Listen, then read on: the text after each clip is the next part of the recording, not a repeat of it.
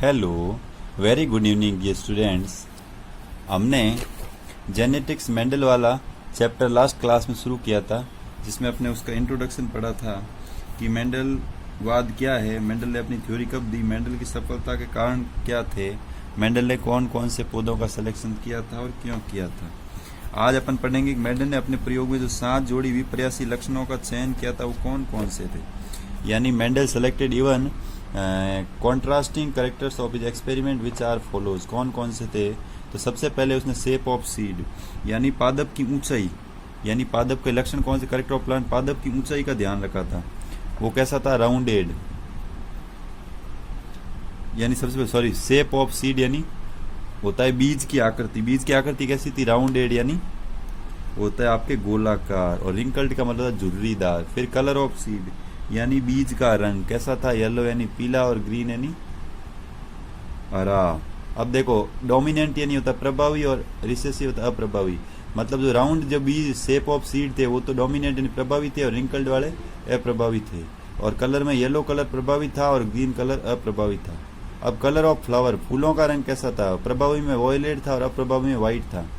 Shape of mature पोड यानी परिपक्व फली का आकार कैसा था? एक था इनफ्लेटेड, प्रभावी में तो इनफ्लेटेड यानी फूली हुई थी, लेकिन कंस्ट्रिक्टेड थी किसमें?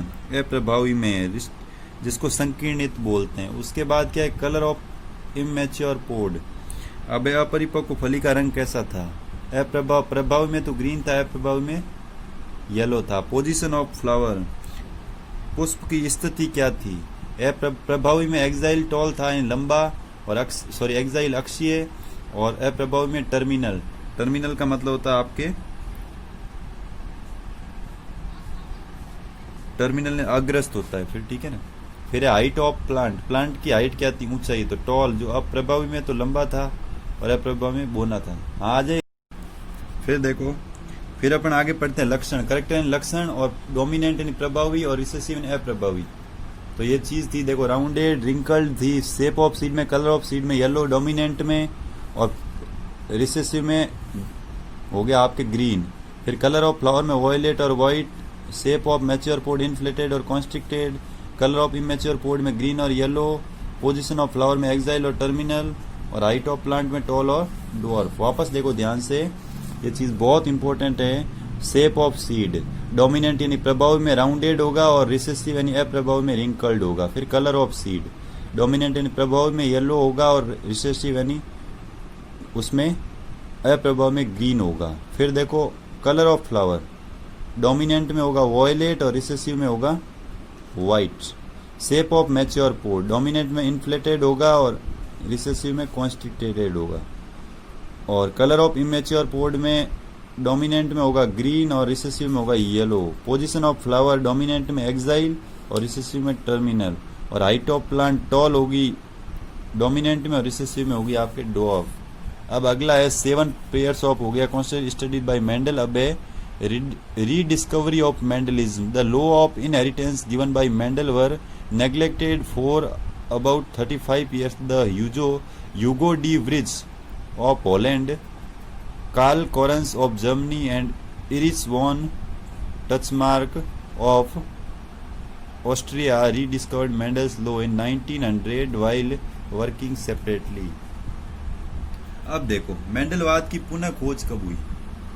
यानी कि मेंडल द्वारा प्रस्तुत किए गए वंशागति के नियम लगभग 35 वर्ष तक ही उसकी मान्यता रही थी। फिर क्या किया? हॉलैंड के जो ह्यूगो डी व्रिज नाम के जो थे वैज्ञानिक, जर्मनी के कार्ल कोरेंस, और ऑस्ट्रिया के एरिक वॉन शेरमेक, इन लोगों ने क्या किया? पृथक पृथक रूप से कार्य करते हुए 1900 में मेंडल के नियमों की पुनः खोज कर दी। सबने अलग अलग काम किए। फिर देखो, जेनेटिक्स टर्मिनोलॉजी दी उन्होंने, मतलब अनुवांशिक शब्दावली कौन कौन सी है। It is very important to understand the following technical terms to understand the laws of inheritance. यानी कि मेंडल द्वारा प्रस्तुत किए गए वंशागति के नियमों को समझने के लिए निम्न शब्दों को समझना अपने को अत्यंत आवश्यक है। सबसे मोस्ट इंपॉर्टेंट चीज, ये चीज आपको समझ में नहीं आएगी, चैप्टर का कोई तात्पर्य नहीं होगा।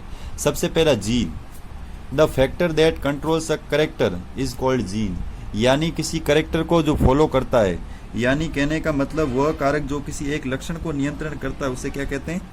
Gene. Johnson gave the name gene for factor use by Mendel, यानी मेंडल द्वारा उपयोग किए गए कारक शब्द को जॉनसन ने जीन नाम दिया। यानी कि जीन क्या है, वह कारक जो किसी एक लक्षण को नियंत्रित करता है उसे जीन कहते हैं, और मेंडल द्वारा उपयोग में दिए गए कारक शब्द के जॉनसन ने उसको क्या नाम दिया, जीन। फिर अगला है आपके एलेलोम्फॉफ और एलाइल, यानी अगला है युग्म विकल्पी। क्या है, युग्म विकल्पी। अब युग्म विकल्पी क्या है, देखो, alternative form of a gene which controls any one character is called allelomorph और allele. Example, height of the plant is controlled by a gene which has two alleles, T tallness and T dwarfism। यानी किसी एक लक्षण को नियंत्रित करने वाले gene के दो विपर्यासी स्वरूपों को युग्म विकल्पी कहते हैं। यानी दो अलग अलग प्रकार के विपर्यासी स्वरूप है, यानी उसके दो अलग अलग प्रकार के कंट्रोल स्वरूप है। कौन कौन से, जैसे कि पौधे की ऊंचाई को नियंत्रित करने के लिए भी जीन के दो युग्म विकल्पी, जैसे टी लंबापन और टी ड्वार्फिज्म यानी बोनापन। फिर अगला देखो, अगला है होमोजाइगस, यानी समयुग्मजी।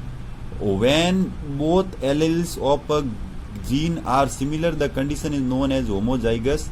एग्जांपल टीटी और टीटी, यानी जब किसी लक्षण को नियंत्रित करने वाले जीन के दोनों युग्म विकल्पी एक समान हो उसे समयुग्मी कहते हैं। जैसे बड़े कैपिटल टी भी एक समान, स्मॉल टी भी क्या है, एक समान। तो दोस्तों आज के लिए बस इतना ही। अगली क्लास में इसकी अगली सभाएं करेंगे। जय हिंद, जय भारत, राधे राधे।